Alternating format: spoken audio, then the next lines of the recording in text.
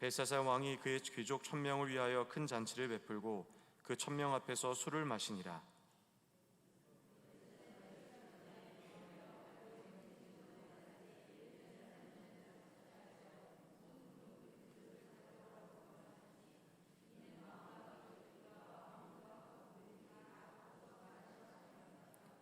이에 예루살렘 하나님의 전 성소 중에서 탈취하여 온 금 그릇을 가져오매 왕이 그 귀족들과 왕후들과 호궁들과 더불어 그것으로 마시더라.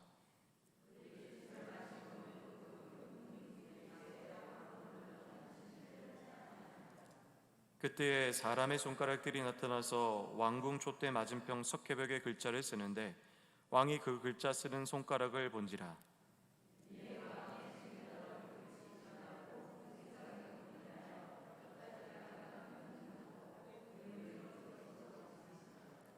왕이 크게 소리질러 술객과 갈대아 술사와 점쟁이를 불러오게 하고 바벨론의 지혜자들에게 말하되 누구를 막론하고 이 글자를 읽고 그 해석을 내게 보이면 자주색 옷을 입히고 금사슬을 그의 목에 걸어주리니 그를 나라의 셋째 통치자로 삼으리라 하니라.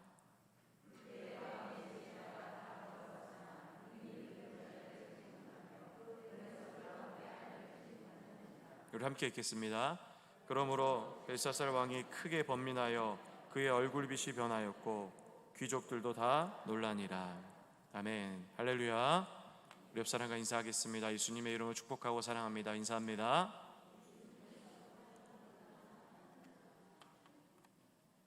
예수님의 그 놀라우신 은혜가 우리 성도님 삶 가운데 임하시기를 예수님의 이름으로 축원합니다. 저는 오늘 다니엘서 5장 이 전체의 말씀을 중심으로 이 바벨론 멸망하다라는 말씀의 제목을 가지고 말씀을 전하도록 하겠습니다. 이스라엘 백성이 가장 두려워했던 나라가 있습니다. 그 나라의 이름이 바로 바벨론입니다. 그런데 이 바벨론이 이제 멸망을 하게 됩니다.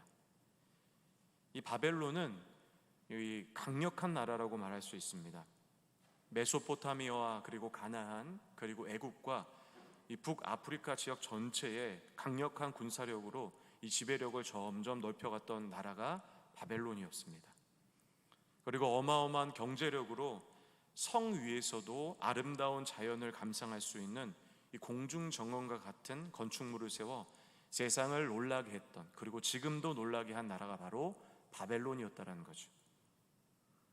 그러나 그렇게 커다랗고 위대하던 그 나라, 바로 바벨론이 멸망을 했다라는 것입니다. 모든 길은 로마로 통한다라고 주장했던 이 위대한 나라 로마가 망하고, 그리고 그 나라의 끝이 참으로 허무했던 것처럼 이 바벨론의 이 뒤끝도, 마지막도 참으로 허무해하였습니다. 바벨론의 마지막 왕이었던 이 벨사살은 귀족 1000명을 불러놓고 갖은 음식과 술을 준비한 후에 큰 잔치를 갖게 되었습니다. 그런데 왕이 이 왕후와 첩과 귀족들과 함께 술을 마시는 중에 그가 넘어야 하지 말아야 할 선을 넘게 되는 것입니다.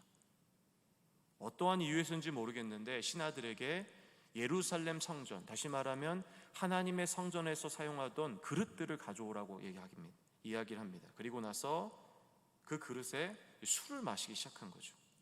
마치 하나님을 멸시하듯. 그리고 그 후에 금과 은과 구리와 쇠와 나무와 돌로 만든 바벨론의 신들을 찬양하게 되는 것이죠. 그리고 얼마 후에 시간이 지나고 나서 갑자기 커다란 손가락, 사람의 손가락이 나타나서 궁전 촛대 맞은편 이 석고벽에 이 글자를 막 쓰게 되는데, 그 글자에는 메네메네 데겔 우브라신이라를 글자를 쓰고 이 손가락이 사라지게 되죠.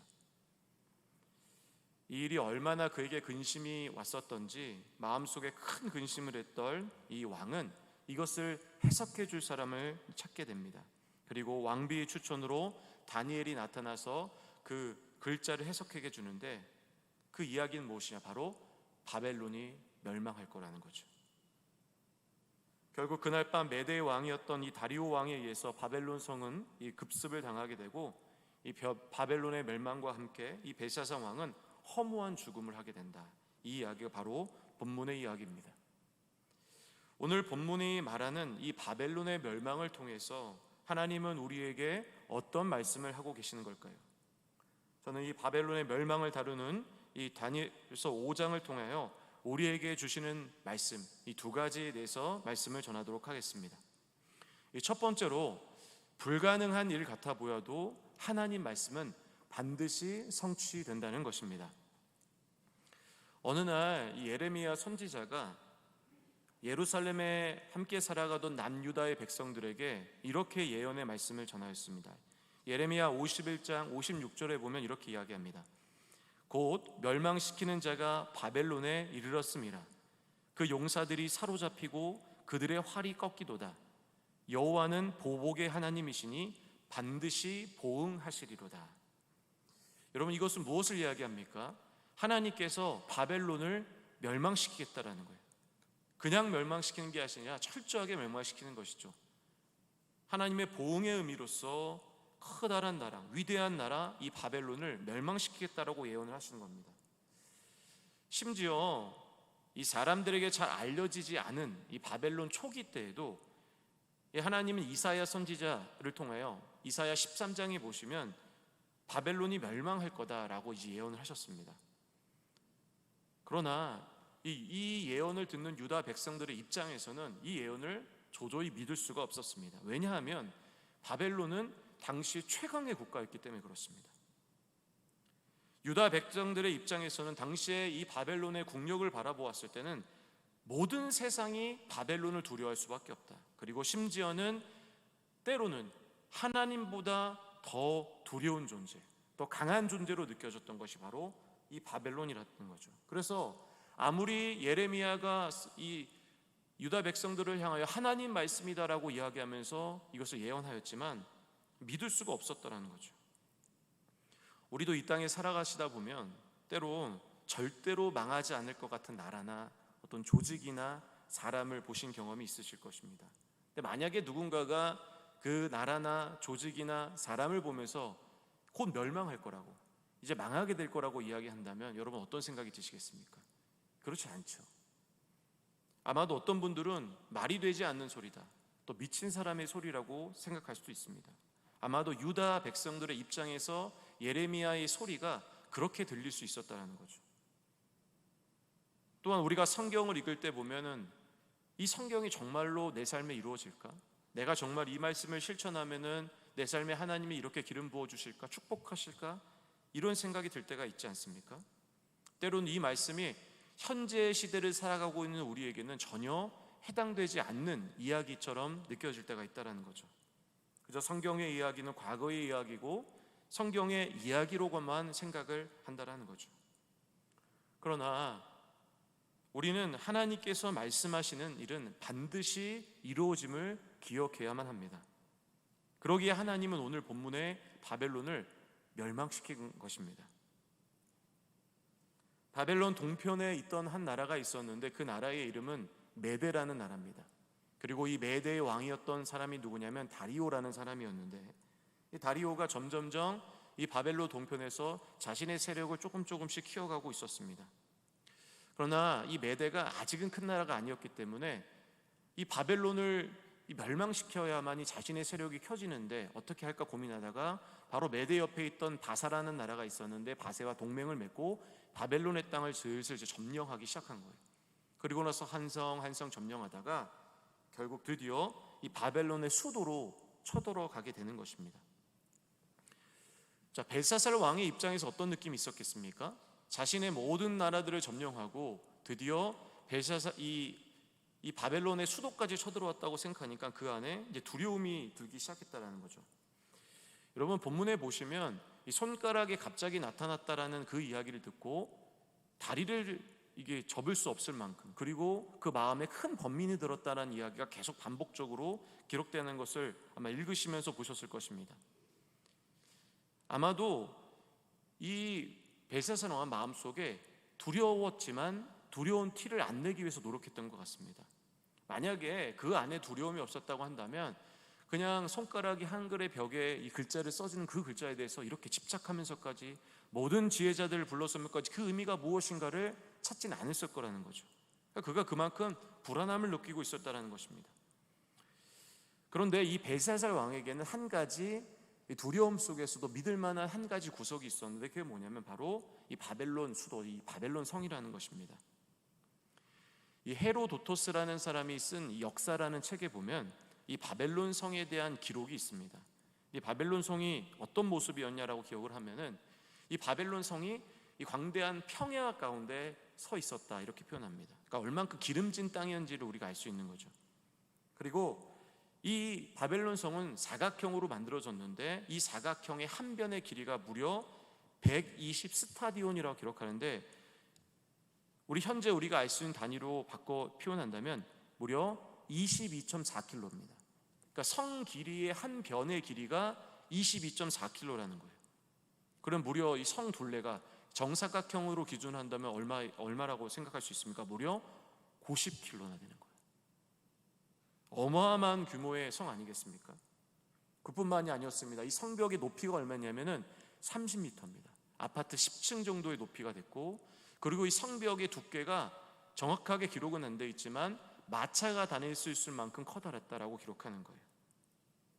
그리고 일부 학자들은 뭐라고 기록을 하냐면 바벨론 성 안에는 무려 10년 동안 모든 백성과 왕이 먹을 만큼 충분한 양식이 저장되어 있었다라고 이야기하죠. 그러니까 이처럼 바벨론 성이라는 것은 결코 무너질 수 없었던 성이랍니다. 그러니까 이 왕도, 왕의 이 입장에서 마음에 여유가 있었다라는 거죠. 두려움과 함께. 그러나 이처럼 무너질 수 없었던 성, 이 바벨론 성이 이제 멸망합니다. 그럼 어떻게 멸망했느냐? 이런 방법이었습니다. 다리오 왕이 어떤 일을 하냐면 이 성은 도저히 멸망시킬 수 없다라 생각한 거예요. 그래서 어떻게 할까 고민하다가 이런 방법을 씁니다. 이 바벨론 성으로 흐르는 이 하나의 수로가 있었는데 그 수로의 물길을 점점 막습니다. 그리고 나서 이 수로의 물의 높이를 점점 낮추고, 그러다가 그 길을 따라 군사들을 한 명 한 명씩 점점 보내기 시작한 겁니다. 그리고 나서 그 안에 있던 이 다리오 왕의 첩자들이 있었는데 첩자로 하여금 이 수로의 문을 열게 하고 그 길을 통해서 이 바벨론 성 안으로 진입을 한 거죠. 결국 이 일을 통하여 바벨론 성은 참으로 허무하게도 무너지게 됐다는 거죠. 아마 이 바벨론 왕이었던 벨사살 왕도 이스라엘 백성들이 생각했던 것처럼 두려웠지만 그 성은 결코 무너지지 않을 거라는 그런 생각이 있었다라는 거죠. 그러나 그 성은 어떻게 됩니까? 멸망하게 되는 것입니다. 사랑하는 성도님들, 그렇다면 왜 이렇게 커다랗고 절대로 무너질 수 없었던 바벨론 성은 멸망할 수밖에 없었을까요? 그 이유는 무엇이냐? 그들의 멸망은 하나님의 예언이었기 때문입니다. 다시 말하면 바벨론 이 성이 무너질 수밖에 없었던 이유는 무엇이냐? 바로 하나님의 말씀이었기 때문이죠. 선지자 예레미야와 이사야를 통해서 하나님은 분명하게 말씀하셨습니다. 내가 보복으로서라도 이 바벨론 성은 반드시 멸망시키겠다. 어떤 성도님들이 이런 생각하실 수 있을 거라 생각합니다. 제가 이 바벨론의 멸망의 과정을 설명해 드렸기 때문에 이 다리오 왕이 참으로 지혜로웠다, 이런 생각을 하실 수 있다는 생각이 들어요. 그러나 그렇지 않습니다. 여러분 생각해 보시기 바랍니다. 이 바벨론이요, 얼마나 커다란 나라인지 모릅니다. 그러면은 그 나라에 얼마나 많은 지혜자들이 있었겠습니까? 그러면 이 바벨론 성의 약점에 대해서 몰랐다라고 생각하십니까? 아니죠. 충분히 생각할 수 있었습니다. 그러나 알았지만 그 당시에 인식하지 못한 거죠. 왜 그렇습니까?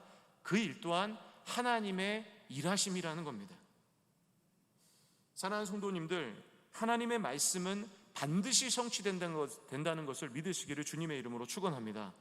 하나님은 그 일을 이루시기 위하여 우리 눈에 보이지 않지만 지금도 일하고 계시고 지금도 움직이고 계신다는 것을 기억해야 됩니다. 우리 성도님들의 개인적으로 언젠가 하나님께서 우리 성도님들이 개인에게 주신 말씀이 있으실 것입니다. 그리고 1년에 한 번씩 주신 우리가 말씀 카드를 통하여 우리에게 주신 하나님 말씀이 있죠. 여러분 그 말씀은 반드시 성취된 줄 믿으시기 바랍니다. 그것은 시기의 문제일 뿐입니다. 하나님은 그것을 반드시 이루시고 성취하시는 분이라는 거죠. 하나님께서 약속하셨다고 한다면 하나님께서는 어떤 어려운 상황과 불가능한 상황이 우리 가운데 올지라도 하나님께서 주신, 여러분에게 주신 그 약속은 반드시 이루신다라는 거죠. 또한 성경에서 이루시는 우리 모두에게 주신 이루심의 약속 또한 다 이루어집니다. 예수님의 십자가의 은혜로 말미암아 우리가 구원받고 하나님 나라에 간다라는 이 약속은 반드시 이루어집니다. 우리가 하나님 나라 간다라는 것에 대해서 우리가 의심할 필요가 없어요. 왜냐하면 그것은 분명 하나님의 말씀이기 때문이라는 거죠. 우리 사랑하는 성도님들, 하나님의 말씀을 믿으시기를 주님의 이름으로 축원합니다. 이번 에스더서 1장을 보시면 에스더가 어떻게 페르시아의 왕위에 오르게 되었는지에 대한 이 배경의 이야기가 나타납니다. 이 월요일날 우리 새벽기도 말씀이었습니다. 이 아하수로의 왕이요, 본래 자신의 왕후였던 와스디의 아름다움이 얼마나 컸는지 백성들과 함께 법표는 이 잔치가 있었는데 이 잔치에서 이 와스디를 이 백성들에게 공개하고 싶었던 모양입니다. 그래서 이 잔치에 와스디가 올 것을 명령을 하죠. 그런데 어떤 이유인지 모르겠지만 이 와스디가 오질 않습니다. 나오질 않습니다. 그리고 결국 그녀는 폐위가 되게 되고, 이 와스디의 폐위의 사건 이후에 결국 에스더가 이 나라의 왕후가 되고, 그리고 이 일을 통하여 이스라엘 백성이 전체가 구원되게 되는 기적이 일어나게 되는 거죠. 그렇다면 왜 이러한 배경을 에스더서 1장을 가지고 이 성경 기자는 이 이스라엘의 이야기가 아님에도 불구하고 이방 나라, 이 바사의 나라의 이야기를 왜 기록했을까요? 그것이죠. 왕후 와스디가 아하수에로 왕의 명령을 거절한 것은 그저 와스디의 변심과 그냥 그 마음 때문으로 마치 우연의 사건으로 보이지만 실제로는 그 일은 누가 일하신 것이냐면 하나님이 일하셨다는 거죠. 여러분, 성경은 우연의 사건을 기록한 것이 없습니다. 성경의 기록의 목표는 하나님의 일하심을 기록하는 거죠. 그러니까 이 일 또한 무엇 때문에 일어난 것입니까? 하나님의 일하심이라는 거죠. 하나님은 이스라엘을 구원하겠다라고 분명하게 약속을 하셨습니다. 그렇기 때문에 하나님은 왕후 와스디의 마음을 변화시킨 거죠. 여러분, 이 세상에는 수많은 약속들이 있습니다. 그러나 이 세상의 약속이라는 것은 어떠냐면 이 철저한 이행을 이 철저한 이행 자체를 보장받을 수가 없습니다. 이 국가 간의 관계도 어떻습니까? 이해 관계에 따라 어제의 이 혈맹의 관계가 오늘의 적으로 돌변하기도 합니다. 또한 정치인들의 선거당 공약은 어떻습니까? 일단 당석이 되면은 그것은 정책이 되는 것이 아니라 공약으로 끝나게 되죠. 개인도 마찬가지 아닙니까? 아무리 오랫동안 사귄 친구라고 할지라도 신경을 쓰며 빠짐없이 살펴보아야 손해나 사기를 우리가 피할 수가 있습니다. 그러나 하나님과의 약속은 다릅니다. 이 약속에는 담보도 없고 손해나 계약의 불이행을 걱정할 필요도 없습니다. 그것은 신실하신 하나님, 우리에게 반드시 그 일을 이루시는 그 신실하신 하나님의 약속이며, 또한 동시에 하나님의 가장 귀한 아들, 그의 피로 얼룩지어진 약속이기에 절대로 지워질 수 없는 약속이라는 것입니다. 사랑하는 성도님들, 오늘 말씀을 통하여 우리에게 주어졌던 그 말씀을 한번 기억하시기 바랍니다. 그리고 성경의 말씀을 다시 한번 읽으시기 바랍니다. 그리고 그 말씀이 우리 삶 가운데 이루심을 기대하시고 오늘도 믿음으로 살아가신 성도님 되시기를 주님의 이름으로 축원합니다. 여러분, 두 번째로 오늘 본문을 통하여 우리에게 말씀하시는 것은 위기 속에서 우리가 하나님 중심의 신앙으로 서 있어야 함을 오늘 본문은 우리에게 분명하게 이야기하고 있습니다. 여러분, 사실 우리가 본문의 이 사건을 우리가 정확하게 이해하기 위해서는 사실 이 본문의 내용으로는 충분하지가 않습니다. 왜 그러냐면 이 성경의 이 다니엘서 5장은 무엇을 기록하고 있냐면 성 안에서 이루어지는 이 일만을 기록하고 있기 때문에 그렇습니다. 여러분, 성 안에 무슨 일이 일어나고 있었습니까? 이 성 안에 있었던 이 왕이었던 벨사살 왕과 그리고 귀족 1000명과 그리고 벨사상의 왕후와 또 첩과 이 함께 모여서 이 잔치를 벌이고 있지 않습니까? 그런데 실제로 이 성 안에서는 이러한 잔치가 벌어졌지만 성 밖에서는 굉장히 어려운 일이 일어나고 있었다는 거죠.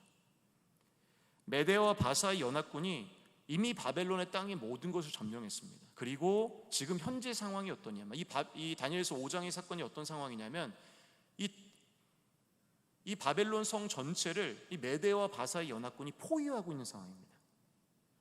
쉽게 말하면 뭐냐면 적군들에 둘러싸인 채로 이 벨사살 왕은 귀족 1000명과 함께 광란의 잔치를 벌이고 있었다는 거죠. 도대체 벨사살 왕이 이런 위기 속에서 왜 이런 잔치를 벌였는지는 우리가 정확하게 알 수는 없습니다. 그저 적군에 대한 두려운 마음 때문에 이 벨사살 왕에게 광기가 들어서 광란의 잔치를 베푼 것인지, 아니면 이 바벨론 성은 절대로 무너질 수 없었다는 의미로서 백성들에게 보여주기 위하여 잔치를 벌였는지는 정확히 알 수는 없지만 분명한 것은 무엇이냐? 그가 하나님을 의지하진 않았다는 거예요. 여러분, 우리도 그리스도인임에도 불구하고 우리 이 삶 가운데 어려운 상황이 이제 올 때가 있습니다. 그러면 우리가 보통 어떻게 행동하느냐? 하나님을 의지하기는 참 어렵죠. 때로는 오늘 본문의 이 벨사살 왕처럼 어떻게 합니까? 두려워하기만 하고 어떻게 하면 이 방법을 극복할까? 세상적인 방법을 찾기에 급급한 모습이 우리의 모습이 아닌가 생각이 듭니다. 또한 저의 모습이기도 합니다. 그러나 여러분, 우리가 본문을 통해서 우리가 분명히 알아야 될 것은 바로 우리 인생의 문제를 해결해 주실 분은 하나님만 없는 줄 기억하시기를 주님의 이름으로 축원합니다. 여러분, 우리가 5장에서 특별히 주목해야 할 구절이 있습니다. 여러분, 그것은 몇 절이냐면 22절인데 여러분 22절 말씀을 우리 함께 읽어보도록 하겠습니다. 함께 읽겠습니다. 벨사살 왕이여, 왕은 그의 아들이 되어서 이것을 다 알고도 아직도 마음을 낮추지 아니하고. 여러분, 이 이야기는 누가 누구에게 이야기하는 것이냐면 다니엘이 벨사살 왕에게 이야기하는 것입니다. 근데 이 다니엘이 근데 어떤 얘기를 합니까?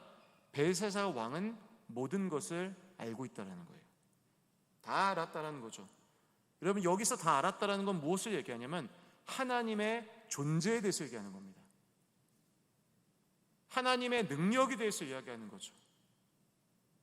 다니엘은 선대 왕이었던 이 느부갓네살의 이 7년간의 고통스러운 경험을 통하여 이 벨사살 왕 또한 위대하신 하나님, 그리고 느부갓네살 왕을 세우신 하나님, 또 근본적으로 바벨론이란 나라를 세우신 하나님, 또 벨사살 왕에게 있어서는 당신을 이 나라의 왕으로 세운 그 하나님에 대해서 분명하게 그는 알았다라는 거죠. 그런데 그는 알았지만 여전히 세상적 방법을 의지했고 헛된 신인 바벨론의 신, 금과 은과 나무로 만든 그 신을 의지했다라는 것입니다. 여러분, 우리도 어떻습니까? 하나님의 이 능력을 성경을 통해서, 또한 묵상을 통해서, 설교를 통해서, 성경 공부를 통해서는 수없이 듣지 않습니까?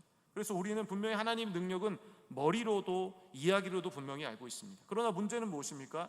우리 실제 삶 속에서 벨사살 왕처럼 하나님을 의지하기보다는 세상적인 방법과 때로는 우리의 본능적인 방법으로 이 문제를 반응하고 해결하려고 하는 그런 시도를 한다는 거죠. 때로 어떤 이들은 우리의 경험과 우리의 지식, 내가 살아본 세상은 이런 거야 하면서 심지어는 교회 안에서도 세상적인 방법을 가지고 모든 교회의 문제를 해결해 가려고 하는 사람들도 있다는 거죠. 그러나 우리의 인생의 문제는 하나님의 방법이 아니라고 한다면, 하나님을 의지하지 않다고 한다면 그 문제는 근본적으로 해결될 수 없음을 우리는 분명히 기억해야만 하는 것입니다. 여러분, 오늘 성경은 이 벨사살 왕의 대조적인 인물로서 누구를 제시하냐면 다니엘을 제시합니다. 사실 여러분, 오늘 다니엘의 이 모습을 보면서 우리가 다니엘은 아무런 감정이 없는 것처럼 느껴질 수도 있지만 사실 다니엘도 이 벨사살 왕처럼 어떻게 보면 벨사살 왕보다 더 많은 것을 두려워하고 있었습니다. 그가 두려워했던 것이 크게 두 가지라고 이야기할 수 있는데, 첫 번째는 뭐냐면 이 실제로 성을 둘러싸고 있었던 메대와 바사의 연합군이라는 거예요. 이미 메대와 바사의 연합군은 이 바벨론의 거의 모든 전 지역을 점령하고 이 바벨론 성만을 점령하지 못했습니다. 그럼 무엇을 얘기합니까? 이미 전세가 기울었다라는 거예요. 반전은 일어나기 어렵다라는 거죠. 여러분, 만약에 이 성을 점령당하게 된다면 이 다니엘은 어떤 일이 생기겠습니까? 이런 것이죠. 이 두 번째 끔찍한 경험을 하게 되는 거죠. 무엇을 얘기합니까? 두 번째 포로 생활이라는 거예요. 이미 어린 나이에 나라를 빼앗겨서 이미 포로 생활의 그 서름, 나라를 빼앗긴 백성의 서름을 이미 한번 경험해 보았는데 또 한 번 그 인생의 일을 경험한다면 다니엘은 어떤 마음이 들겠습니까? 끔찍하죠. 여러분, 우리가 생각해 보시기 바랍니다. 만약에 내가 일제치하라는 것을 두 번 겪었다고 한다면 상상이 안 되는 일이죠. 어려운 삶이죠. 두 번째로 다니엘의 입장에서 두려웠던 사람은 누구냐? 지금 이 답변을 듣고 있는 바로 벨사살 왕이죠. 만약 다니엘이 벨사살 왕의 어떤 상황에 따라서 부정적인 이야기를 했다면 벨사살 왕은 다니엘은 어떤 운명을 처하게 되겠습니까? 죽는 거죠. 메대와 바사의 군대가 성 안으로 들어오기 전에 먼저 다니엘은 죽게 될 것입니다. 그러나 이런 두려움 상황 속에서 다니엘은 하나님 중심의 삶을 절대 놓치지 않고 있다는 것입니다. 어떻게 합니까? 담대하게 벨사살 왕 앞에서 하나님의 말씀을 전했다라는 거예요. 자, 다니엘서 5장 17절입니다. 우리 다 같이 함께 읽겠습니다. 다니엘이 왕에게 대답하여 이르되 왕의 예물은 왕이 친히 가지시며 왕의 상급은 다른 사람에게 주옵소서. 그럴지라도 내가 왕을 위하여 이 글을 읽으며 그 해석을 아뢰리이다. 여러분, 이 말투가 어떻습니까? 전혀 안 두려워하죠. 그렇지 않습니까? 지금 두려움이 없는 거예요. 하나님의 말씀을 전하기 그 안에는 전혀 두려움이 없었다는 겁니다. 그는 위기 속에서도 두려움 없이 하나님 말씀을 전했다는 거죠. 그런데 흥미로운 사실이 하나 있습니다. 왜 그러니? 어떤 흥미로운 사실이냐면 다니엘에게 아주 비슷한 사건이 있었다는 거예요. 언제냐? 바로 이 다니엘서 4장에 기록되는 이야기죠. 어떤 일이 있었습니까? 느부갓네살 왕이 자신의 꿈을 꾸었는데 이 일을 해석해달라고 얘기해요. 만약 이 꿈을 정확하게 맞추지 못하고 해석하지 못한다면 다니엘, 너만 아니라 이 세상의 모든, 이 바벨론 땅에 있는 모든 지혜자들을 다 죽이겠다라고 권포를 내리는 거죠. 그래서 성경을 보시면 다니엘이 이 첫 번째 경험을 하게 될 때, 이 왕 앞에서 이 하나님의 말씀을 전할 때 그 마음속에 번민함이 들었다라고 기록합니다. 다니엘서 4장 19절에 보면 이런 얘기가 있습니다. 베들살살이라 이름한 다니엘이 한동안 놀라며 마음으로 번민하는지라. 왕이 그에게 말하여 이르되 벨드사살아, 넌 이 꿈과 그 해석으로 말미암아 번민할 것이 아니니라. 벨드사살이 대답하여 이르되 내 주여, 그 꿈은 왕을 미워하는 자에게 응하면 그 해석은 왕의 대적에게 응하기를 원하나이다. 여러분, 지금 이 본문의 다니엘서 4장은 이 다니엘이 나이가 몇 세 있다냐면 15세 때입니다. 근데 여러분, 4장과 5장의 차이는 크거든요. 왜냐하면 4장은 느부갓네살 왕 때 이야기고 5장은 벨사살 왕 때 이야기인데, 이 벨사살 왕 때 당시에 다니엘의 나이가 몇 살이었냐면 바로 81세였습니다. 그러니까 4장과 5장의 차이는 무려 60년 이상의 차이가 난다는 거죠. 한 65년 이상의 차이가 나는 거죠. 그런데 참 재밌는 것은 무엇이냐면 4장 때는 하나님 말씀을 선포하는데 그 마음에 무엇이 들었다고 합니까? 왕처럼 같이 번민한 거예요. 두려웠던 거죠. 그러나 대략 65년 이상이 지난 이 시점, 바로 다니엘서 5장에서는 왕이여, 이 재물 저에게 필요 없습니다. 왕이여, 저에겐 그런 권력도 필요 없습니다. 저는 제 소신껏 하나님 말씀을 지금 전하겠습니다. 그에게 더 이상 두려움이 없는 거죠. 왜 그랬을까요?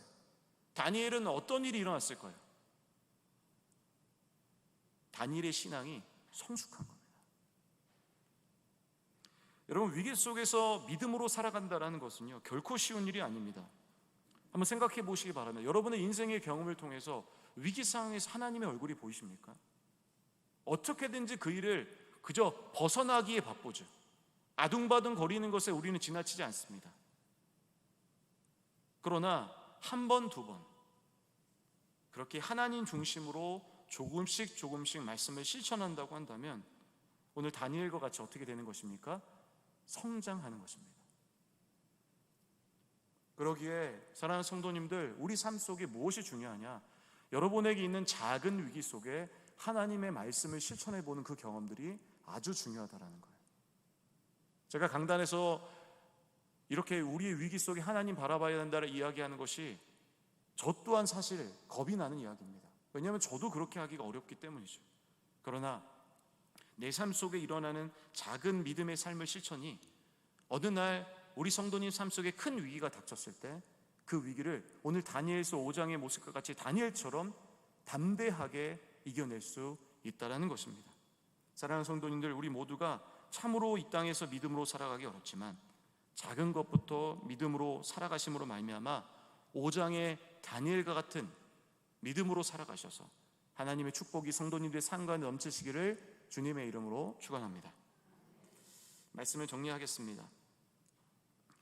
우리는 우리의 한계에 부닥친 후에 어떤 인간적인 계산이 얼마나 부질없는가를 우리 성도님들은 잘 알고 계실 것이라고 생각합니다.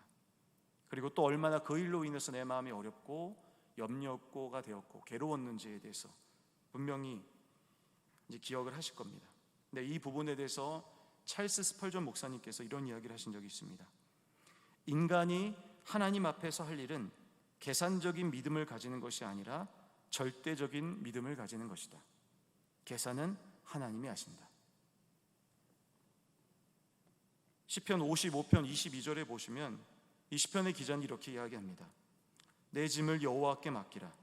그가 너를 붙드시고 의인의 요동함을 영원히 허락하지 아니하시리로다. 다니엘과 같이 작은 삶을 믿음으로 조금씩 살아간다면 하나님은 우리의 삶을 붙드시고 우리 믿음을 성장시킬 것입니다. 그리고 우리의 믿음의 성장과 함께 하나님은 오늘 시편 55편의 이야기처럼 우리의 믿음이 더 이상 요동하지 않게 하도록 하나님 우리를 만들어 가심을 기억하시기 바랍니다. 사랑하는 성도님들, 우리 모두 하나님 말씀을 신뢰하시고 믿음으로 우리에게 주어진 믿음의 길을 걸어가셔서 하나님의 주어진 그 놀라운 은혜 가운데 살아가시를 주님의 이름으로 축원합니다.